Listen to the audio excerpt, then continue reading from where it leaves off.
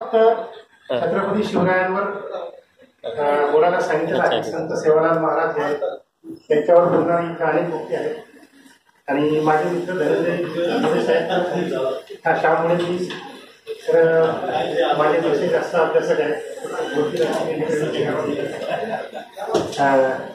मी काही एक दोन मुद्द्यावर फक्त बोलणार आहे आपल्याशी.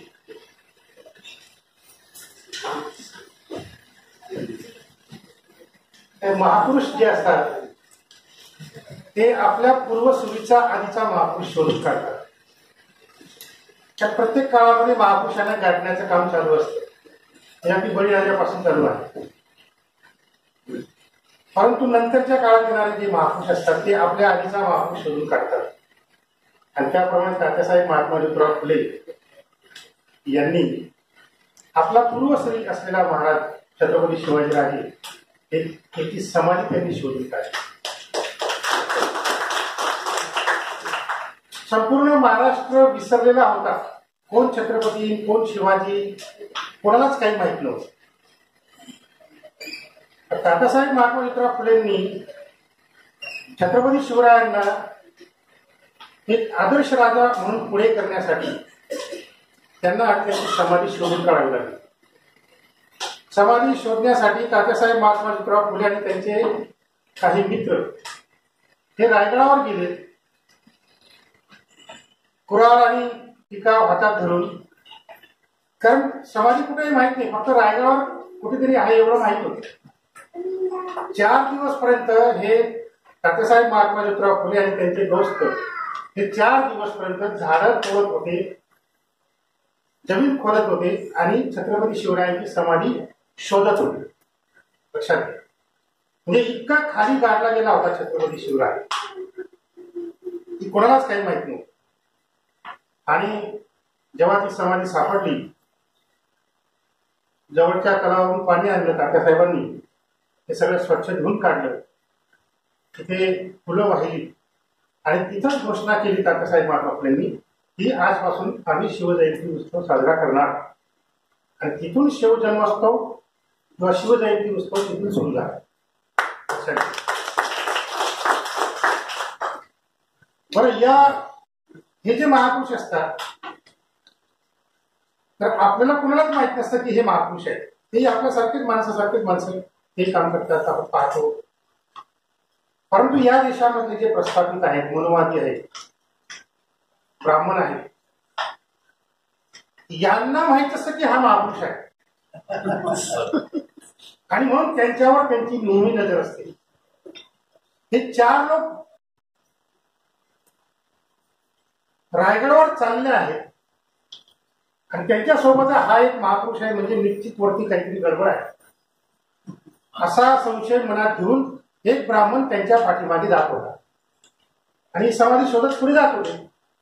ब्राह्मणाला एवढं निश्चित माहिती की हे वरती आले म्हणजे काहीतरी गडबड करणार आहे. आणि जेव्हा समाधी सापडली, फुलं वाहिली, त्यावेळेस तो ग्रामभट तिथे त्यांच्या समोर हजर झाला आणि तो ग्रामभट काय म्हणतो की हा जो कुलवट शिवाजी आहे याला आम्ही गाडून टाकला आणि तू त्याला वरती कशाला काढतोय, असं म्हणून समाधीवरच्या फुलांना त्या ग्रामभटाने लाथ मारली. आता तात्यासाहेब महात्मा ज्योतिराव फुले म्हणजे काय केवळ महापुरुष होते म्हणजे काय, असं काय ते सज्जन नव्हते काही खूप की एक गाल मारले दुसरा गाल पुढे करणार, असे नव्हते ते. तात्यासाहेब महात्मा ज्योतिराव फुले हे पहिलवान होते, तालमीत. त्यांचे गुरु मातंग समाजाचे लहुजी उस्ताद साळवे होते आणि लहुजी उस्ताद साळवे ज्यांचे गुरु आहेत ते तात्यासाहेब महात्मा फुले म्हणाल त्यांना पूर्ण पुणे घाबरत होतं, पुणे शहर घाबरत होतं तात्यासाहेब महात्मा फुलेंना. कारण लहुजी उस्ताद साळवे हे त्या तथाकथित आद्य क्रांतीवीर फडके आहे ना, त्याचे मी गुरु होते. त्यांना पण त्यांनी पहिलवानी शिकवले, लक्षात घ्या. त्यामुळे पूर्ण पुणे शहर तात्यासाहेब महात्मा फुलेंना घाबरत होते. म्हणजे पूर्वगामी ब्राह्मण जे आहेत, आर्य समाजी ब्राह्मण किंवा पूर्वगामी ब्राह्मण, यांना जर ब्राह्मण वाड्यात जर पूर्वगामी कार्यक्रम घ्यायचा असेल तर ते आधी तात्यासाहेब महात्मा ज्योतिराव फुलेंना जाऊन भेटायचे. आम्हाला संरक्षण द्या, लक्षात द्या. एवढं पुणे शहरामध्ये तात्यासाहेब महात्मा फुलेंचा दराडा होता, लक्षात घ्या. तर असे तात्यासाहेब महात्मा फुले यांनी छत्रपती शिवरायांची समाधी शोधून काढणं म्हणजे त्याच्यामध्ये काहीतरी एक निश्चित वेगळा असा इतिहास आहे. बघा, राजे तर अनेक होऊन गेले भारतामध्ये, अनेक राजे गेले. छत्रपती शिवरायांनी लढाया केल्या, इतरही राजांनी लढाया केल्या. छत्रपती शिवरायांनी युद्ध जिंकली, इतरही राजांनी युद्ध जिंकली. छत्रपती शिवरायांनी राज्य केलं तसं इतरही राज्यांनी राज्य केलं. काय असा काय फरक होता की जेणेकरून छत्रपती शिवाजी राजांची समाधी शोधून काढण्याची गरज तात्यासाहेब महात्मा फुलेंना पडली. तेव्हा महापुरुषांचं मूल्यमापन दुसऱ्या महापुरुषाशी करूनच होऊ शकतं. म्हणून मी तात्यासाहेब महात्मा फुलेंना इथं का आणतो व्यवहारावर, त्याचे कारण हे आहे की तात्यासाहेब महात्मा फुलेंना अशी काय गरज पडली की छत्रपती शिवरायांची समाधी शोधून काढली पाहिजे. असं काय होतं छत्रपती शिवरायांमध्ये की ज्यांचा एक आदर्श लोकांसमोर त्यांना उभा करायचा होता. फार याच्यावर फार कमी विचार होता. छत्रपती शिवाजी महाराज म्हटलं की लढाया, युद्ध, किल्ले, गड आणि मग ते सर्व गनिमी कावा आणि तो औरंगजेब आणि तो अफजल खान, हे सगळं छत्रपती शिवरायांच्या जीवनचरित्रामध्ये पण तात्यासाहेबांना जी क्रांतिकारकता छत्रपती शिवरायांमध्ये दिसली तिचा शोध आपण घेण्याचा फारसा प्रयत्न करत नाही. आता छत्रपती शिवरायांबद्दल माहिती मी एक पहिलं वाक्य तुमच्या समोर टाकतो की छत्रपती शिवराय हे मातृसत्ताकवादी होते, मातृसत्ताक होते. हिच्यावर फारसा विचार होत नाही. आता मातृसत्ताक होते म्हणजे काय, त्यांची आई जिजाऊनेच लहानपणापासून त्यांना संस्कार दिले, त्यांना वाढवलं, शिक्षण प्रशिक्षण दिलं, म्हणून ते मातृसत्ताक होते असं नाही. सगळ्यांच्याच आया आपल्या मुलांवर मुलींवर प्रेम करतात आणि त्यांना संस्कार देतात. त्याप्रमाणे जिजाऊने केलं. पण वेगळं पण काय असं की ज्यांना आपण छत्रपती शिवरायांना ज्यांच्यामुळे आपण मातृसत्ताक, मला प्रत्येक माणूस जेव्हा एखादी वस्तू निर्माण करत असतो, एक नवनिर्माण करत असतो, त्यावेळेस त्याला तो काहीतरी नाव देत असतो, त्याला कशाचं तरी एक प्रतीक तो ठरवत असतो. छत्रपती शिवरायांनी स्वराज्य स्थापन केलं, परंतु आपल्या स्वराज्याला कशाचं प्रतीक मानलं माहिती आहे तुम्हाला? आपल्या स्वराज्याला त्यांनी भवानी मातेचं प्रतीक मानलं. भवानीचं राज्य म्हणजे काही लोक म्हणतात की माझं राज्य रामराज्य, मला रामराज्य आणायचं असं म्हणतात. रामराज्य आणायचं म्हणजे तोही एक त्यांचा वेगळ्या प्रकारचा आदर्श आहे. रामराज्य आणायचं म्हणजे स्त्रियांच्या विरोधातलं रामराज्य आणायचं. रामराज्य आणायचं म्हणजे तिथं शूद्र शंभुकाची मान कापली जाईल असं रामराज्य आणायचं. तेही एक प्रतीक आहे प्रतिक्रांतीचं. परंतु पुरोगामी प्रतीक म्हणून छत्रपती शिवरायांनी आपल्या स्वराज्याला भवानी मातेचं प्रतीक म्हणून त्याला जोडलं. भवानीचं राज्य होतं म्हणजे भवानी मातेने छत्रपती शिवरायांना तलवार दिली, त्याच्यातून ही एक अंधश्रद्धा पुढे आली. तर ती अंधश्रद्धा नाही आहे. भवानी मातेने तलवार दिली म्हणजे भवानी मातेचा आदर्श घेऊन छत्रपती शिवरायांनी आपलं राज्य चालवलं. लक्षात. आता मग महाराष्ट्रामध्ये स्वराज्य स्थापन केलं आणि भवानी मातेचं प्रतीक मानलं. याच्यामध्ये काय इतिहास असू शकतो? छत्रपती शिवरायांचं जे सैन्य होतं, सगळे मावळे जे होते, हे सगळे शूद्रादी अतिशूद्र होते. लक्षात. शूद्रादी अतिशूद्र होते आणि ही सगळी भवानी मातेची प्रजा होती. हे जे महाराष्ट्र जे आहे, आपण महाराष्ट्रामध्ये तुम्हाला एक नेहमी एक वाक्प्रचार ऐकायला मिळत असेल, 96 कुळी मराठा बोललेला, असं एक तुम्हाला नेहमी वाक्य ऐकायला मिळेल. तर 96 कुळी मराठा म्हणजे 96 कुळांचं मिळून बनलेलं महाराष्ट्र गणराज्य, मराठा गणराज्य. मराठा नावाची कुठेही जात अस्तित्वात नाही आहे. आता काही लोकांनी स्वार्थापायी स्वतःच्या कास्ट सर्टिफिकेटवर मराठा लिहून घेतलेला आहे, पण मराठा नावाची जात अस्तित्वात नाही. मराठा हे गणराज्य होतं आणि ते 96 कुळांचं मिळून बनलेलं होतं. 96 कुळ म्हणजे देवरे, पवार, चव्हाण, बाबरे, गायकवाड, सपकाळ असे सगळे, हे सगळे 96 कुळ आहेत. आपण इथे जे कोणी बहुजन समाजाचे लोक बसलेलो आहोत त्यांनी आपलं आडनाव बघावं, ते कुठून आलेलं आहे. कुळ म्हणजे कुल, कुल हे कुल मातेकडून येते, पित्याकडून नाही येत. कारण कुल पिता नावाची वस्तू कुठेच अस्तित्वात नाही. पिता अस्तित्वात नाही, कुल माता आहे, कुल पिता नाही. त्यामुळे कुल मातेकडून कुल येतात. माझं सरनेम देवरे आहे. माझं देवरे सरनेम जे आहे, तुम्ही नाशिक किंवा धुळे किंवा जळगाव नंदुरबार भागात जर गेले तर देवरे सरनेम असलेली माणसं जी आहेत ती कुणबी जातीत आहेत, ती नावी जातीत आहेत, ती धोबी जातीत आहेत, शिंपी जातीमध्ये आहेत, सोनारांमध्ये आहेत, लोहारांमध्ये आहेत, मातंगांमध्ये आहेत, चर्मकारांमध्ये आहेत, महारांमध्ये आहेत. ब्राह्मण सोडून सगळ्या जातीमध्ये आपली आडनाव आहेत. सोनवणे, भांबरे, पवार, सपकाळे ही सगळी 96 कुळ आहेत. ही ब्राह्मण सोडून बाकी सगळ्या बहुजन समाजाच्या जातींमध्ये आहे. आणि प्रत्येकाची कुलमाता आहे. माझी आता आमची देवरेची कुलमाता देवरे खैरे. आमची कुलमाता धुळे जिल्ह्यामध्ये आहे, धनदाई माता म्हणून. धनदाई माता. धन म्हणजे काय? धन म्हणजे धान्य. त्या काळामध्ये धान्य हेच धन होतं. सोने, चांदी, रुपये वगैरे काही नव्हतं त्या काळात. धन म्हणजे धान्य. आणि धन धान्यापासून धन आलं. तर असं धान्य देणारी माता लक्षात घ्या. हे त्या काळामध्ये शेतीचा शोध स्त्रियांनी लावलेला असल्यामुळे शेती करण्याचं काम स्त्रिया करत होत्या. त्यांच्या प्रमुख कुलमाता होत्या आणि त्या कुलमातांची प्रजा म्हणजे आपण सगळी 96 कुळ लक्षात घ्या. तर असं जे एक 96 कुळांचं बनलेलं जे मराठा गणराज्य होतं त्यांची गणराणी जी होती म्हणजे प्रत्येक कुलाची कुलमाता वेगवेगळी असायची. 96 कुळांच्या 96 कुलमाता. पण या 96 कुळांच्या कुलमातांची जी प्रमुख होती ती भवानी माता होती. भवानीचं राज्य. आजही जर आपण एखाद्या गावामध्ये किंवा एखाद्या गल्लीमध्ये जर एखादी मुलगी अशी इकडे तिकडे फिरताना जर दिसली तर आपण तिला सर म्हणतो भटक भवानी कुठे फिरते. तर ती पदवी होती भटक भवानी. म्हणजे आपल्या पूर्ण राज्यामध्ये प्रजेच्या संरक्षणासाठी ती भवानी माता जी होती ती भटकत असायची म्हणून तिला भटक भवानी हे नाव पडलं. नंतर मग आर्य आल्यानंतर ते कुस्तीतपणे आपण भटक भवानी असं नाव दिलं. लक्षात घ्या.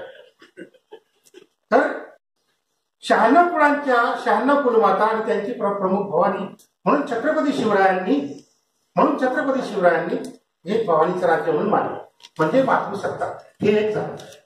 आता आणखी एक 2 मुद्दे मानतो कारण मला तिकडे त्यांचे फोन येत आहेत. अजून फोन इथे माझे व्हायब्रेट होत आहेत. म्हणून मी पण आता 1-2 मुद्दे मानतो आणि मी पण व्हायब्रेट होतो. छत्रपती शिवरायांचं स्वराज्य स्थापन झाल्यानंतर प्रत्येक राज्याला असं वाटतं की आपल्या राज्यात कायदा आणि सुव्यवस्था आली पाहिजे, शांतता नांदली पाहिजे असं प्रत्येक राज्याला वाटतं. आणि छत्रपती शिवरायांनी त्यांच्या दरबारामध्ये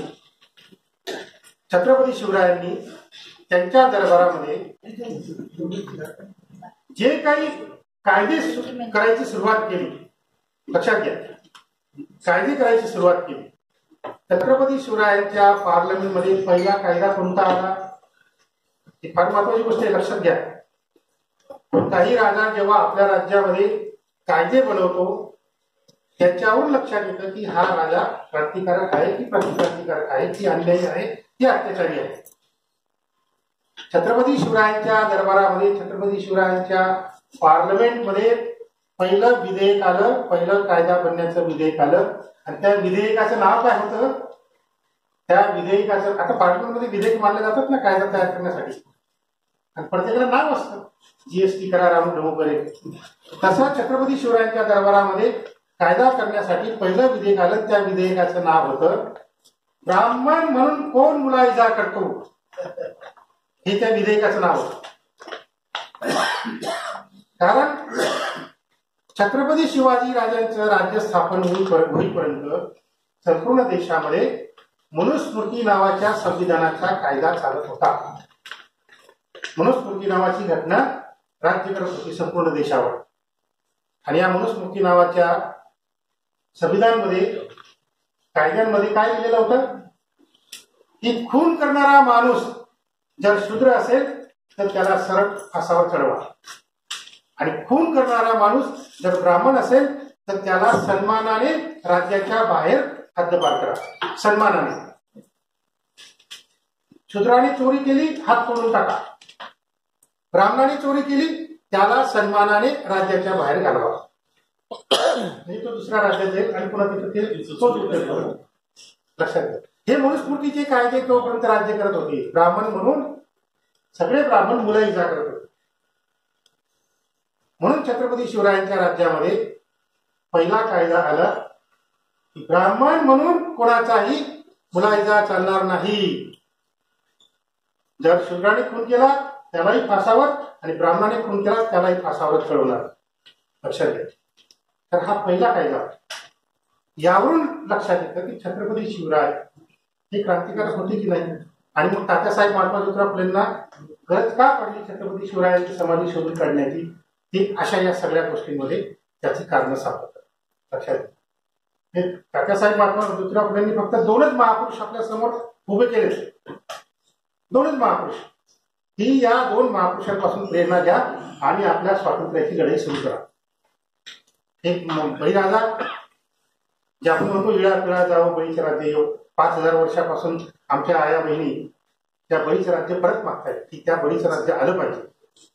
कारण तो समतावादी होता, क्रांतिकारक होता. त्याचप्रमाणे छत्रपती शिवराय. या छत्रपती शिवरायांवरून जे काही मधल्या काळामध्ये महाराष्ट्रात समाजकारण झालं, राजकारण झालं, तर तो एक सांस्कृतिक लढा होता, सांस्कृतिक संघर्ष होता. मगाशी मी तुम्हाला सांगितलं की महापुरुषांच्या वर अगदी म्हणजे त्यांचे पाय पाळण्यात दिसण्यापासून या प्रस्थापित व्यवस्थेचं त्या महापुरुषावर लक्ष असतं. तात्यासाहेब महात्मा ज्योतिराव फुलेंनी शिवाजी शोधून काढला. 35 पानांचा पोवाडा लिहिला. रयतेचा राजा म्हणून, कुंड्यांचा राजा म्हणून 35 पानांचा पोवाडा रचला. आणि छत्रपती शिवरायांना आपल्या समोर एक शूद्रांचा स्त्रियांचा राजा म्हणून आपल्या समोर उभं केलं. तर तिकडे लगेच ब्राह्मणांनी, मनुवाद्यांनी काय केलं, गो ब्राह्मण प्रतिपालक छत्रपती शिवाजी उभे केले. प्रतिशिवाजी म्हणजे तात्यासाहेब महात्मा ज्योतिराव फुलेंचा राजा, शूद्रांचा राजा, रयतेचा राजा, आदर्श राजा, क्रांतिकारक राजा, मातृसत्ताकवादी राजा. आणि या शूद्रांच्या छत्रपती शिवरायांच्या समोर ब्राह्मणांनी उभा केला गो ब्राह्मण प्रतिपालक छत्रपती शिवाजी.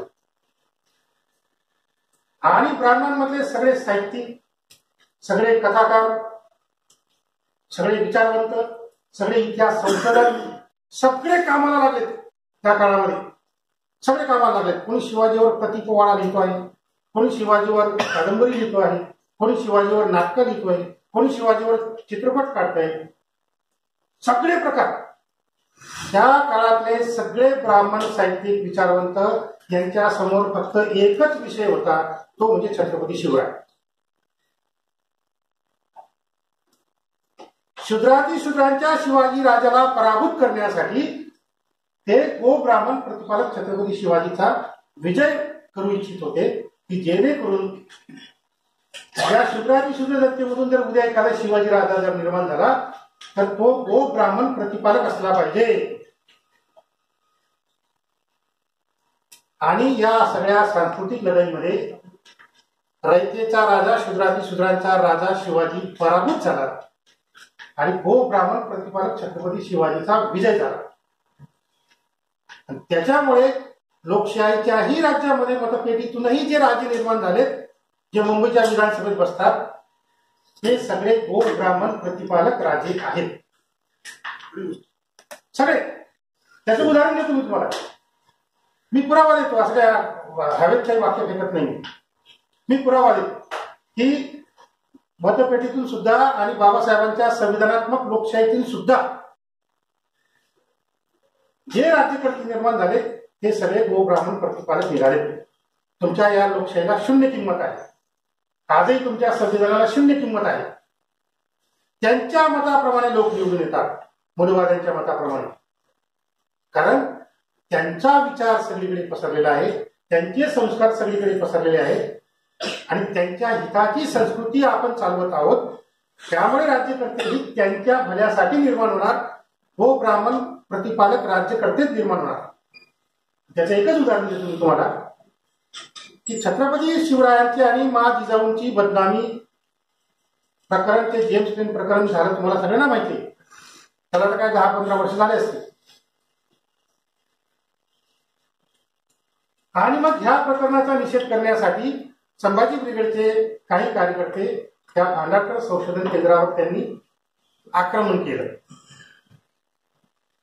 लक्षात घ्या, म्हणजे आक्रमण शब्द का वापरतोय मी, कारण भांडारकरवर जेव्हा या संभाजी ब्रिगेडने आक्रमण केलं त्याच्या दुसऱ्या दिवशी वर्तमानपत्रामध्ये हेडलाईन काय आल्या, संभाजी ब्रिगेडचा भांडारकरांवर संशोधन केंद्रावर हल्ला. आपण म्हणतो आक्रमण केलं, त्या ते म्हणतात हल्ला केला. हल्ला कोण करतं? गुंड करतात. त्यांनी खाली बातमीत असं लिहिलं की संभाजी ब्रिगेडच्या गुंडांनी हल्ला केला. आम्ही असं सांगतो की संभाजी ब्रिगेडच्या शूर आणि वीर लोकांनी त्या भांडारकरवर आक्रमण केलं. हा पण एक सांस्कृतिक संघर्ष आहे, लक्षात घ्या. म्हणजे माझ्या वयाचे लोक इथे जे बसलेले असतील त्यांनी पहिल्या बालवाड्या तर त्या काळात नव्हत्या, पण पहिल्या इयत्तेमध्ये आपल्याला जेव्हा आपल्या भावानी वडिलांनी बसवलं असेल, अरे बाबा शाळेत पैसे पाठी घेऊन पेन्सिल घेऊन, तर तो पहिला दिवस आठवण करा की आपल्या गुरुजीने आपल्या शिक्षकाने आपल्या पाठीवर काय काय गिरवलं.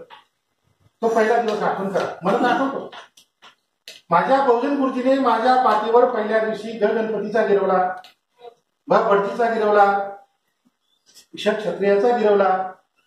इथून मनुवादी संस्कार सुरू होता, लक्षात घ्या. मग तो लहानपणी पाठीवर गिरवलेला गणपती मोठा झाल्यावर मग आपल्याकडून दूध पितो, म्हणजे इथपर्यंत पोहोचतो, लक्षात घ्या. ही सांस्कृतिक लढाई आहे.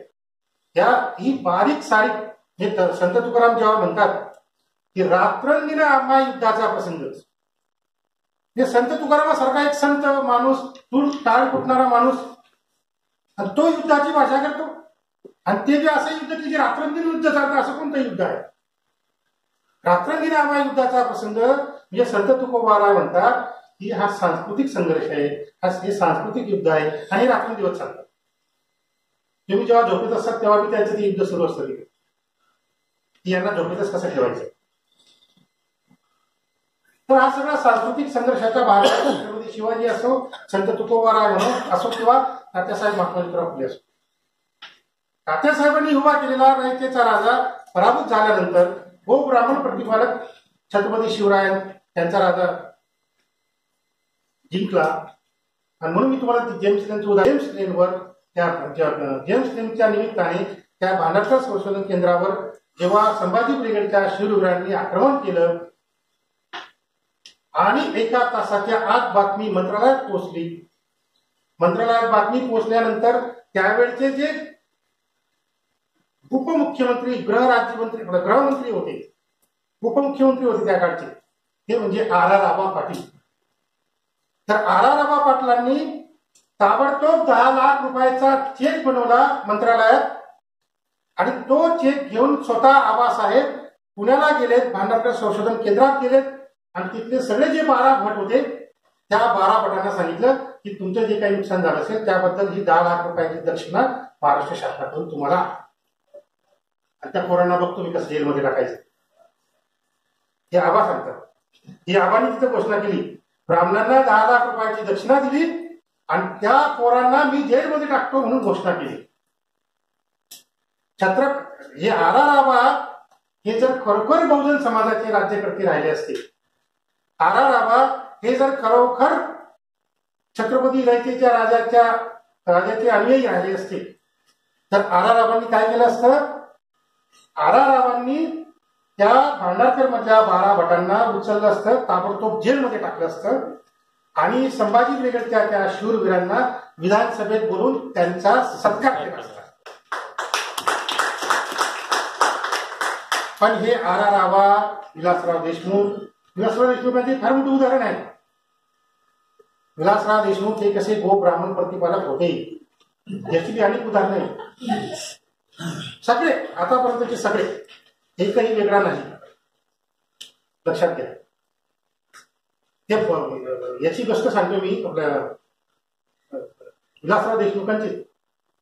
विलासराव देशमुखांना जाब विचारण्याचा अधिकार मतदारांना असतो. म्हणजे तुम्ही आम्ही सगळे आम्ही मतदान केलंय, आम्ही जाब विचारणार विलासराव देशमुख तुमच्या राज्यात काय चाललंय, आत्महत्या होत आहेत, तुमच्या राज्यात चोऱ्या होत आहेत, तुमच्या राज्यामध्ये दंगली होत आहेत, तुमच्या राज्यामध्ये महागाई होते, असा जाब आपण विचारू शकतो कारण आपण मतदार आहोत. लक्षात घ्या. पण आपली दखल ते घेणार नाहीत, घेत नाहीत. हे दखल कोणाची घेतात हे लक्षात घ्या. दखल कोणाची घेतात? महाराष्ट्र टाइम्स मध्ये पहिल्या पानावर एक चौकट छापून आली, पहिल्या पानावर रंगीत 4 कलर मध्ये. त्या चौकटमध्ये महाराष्ट्र टाइम्सचा माजी संपादक काय म्हणतात ना,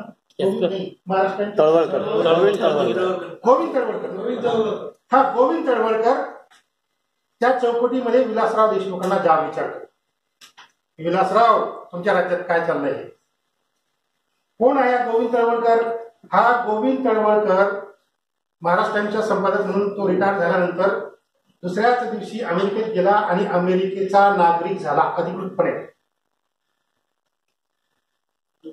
अमेरिकेचा नागरिक असलेला गोविंद तळवळकर हा अमेरिकेत बसून लॅपटॉपवरून ईमेल पाठवतो महाराष्ट्र टाइम्सला आणि महाराष्ट्र टाइम्स त्याचं पत्र पहिल्या पानावर छापतो विलासराव देशमुखांना जाब विचारण्यासाठी.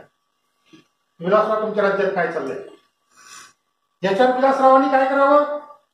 विलासरावांनी पुन्हा पत्र लिहिलं आणि ते महाराष्ट्र टाइम्सच्या त्याच जागेवर छापायला सांगितलं. आणि मग विलासराव गोविंद तळवळकरांना सांगतात की गोविंदराव तुम्ही या महाराष्ट्रात मी खूप छान छान कामं केलेली आहेत की तुमच्या नजरेस मी आणून देतो. तुम्ही जे मला प्रश्न विचारलेले आहेत ते तुमचे कुठेतरी कान भरलेले आहेत आणि त्यामुळे तुमचा गैरसमज झालेला आहे. कृपया तुम्ही इथे येऊन माझ्या राज्यातलं सगळं काही चांगलं झालेलं आहे ते बघावं, असं उत्तर त्याला दिलं. मला सांगा, जर विलासराव देशमुख हे जर खरोखर बहुजनांचे राज्यकर्ते राहिले असते, विलासराव देशमुख हे जर खरोखर शूद्रांच्या छत्रपती शिवरायांचे अनुयायी राहिले असते तर विलासरावांनी काय पत्र लिहिलं असतं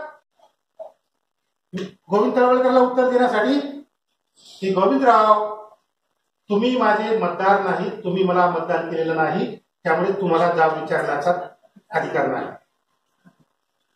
तुम्ही भारताचे नागरिक नाही, त्यामुळे भारताबद्दल चिंता करण्याची तुम्हाला गरज नाही. आम्ही आहोत तिथं, आम्ही सक्षम आहोत आमच्या देशावर आमचं राज्य करण्यासाठी. तुम्ही कोण आम्हाला चोर प्रश्न विचारणार? अमेरिकेत राहून आम्हाला शांतपणा शिकवतात? असं उत्तर विलासरावांनी दिलं असतं जर ते खरोखर छत्रपती शिवराय जे शूद्रांचे राज्य होते त्यांचे अनुयायी राहिले असते तर. पण ते ब्राह्मण प्रतिपालक विलासराव देशमुख असल्यामुळे त्यांनी गोविंद तळवळकरांना विनंती केली की गोविंदराव तुमचा काहीतरी गैरसमज झालेला आहे, तुमच्या कोणीतरी काम भरलेलं आहे, या बघा आम्ही खूप चांगली चांगली काम करतो इथे. हे कशाचं लक्षण आहे? हे गुलामगिरीचं लक्षण आहे. लक्षात. तर छत्रपती शिवरायांच्या प्रती आपण सगळे प्रेम व्यक्त करणारी माणसं आहोत. मगाशी विलासराव राठोड बोलले की महापुरुषांचा आपण आपल्या जीवनामध्ये किंवा आपल्या समाज जीवनामध्ये काय म्हणून आणि कसा म्हणून उपयोग करून घ्यायचा आहे. कारण महापुरुषांचे वापर करणारे दोन्हीकडचे लोक आहेत. मनुवादी ब्राह्मणवादी लोक सगळ्या संतांचा दुरुपयोग करतात, अंधश्रद्धा पसरवण्यासाठी जाणीवपूर्वक प्रयत्न करतात.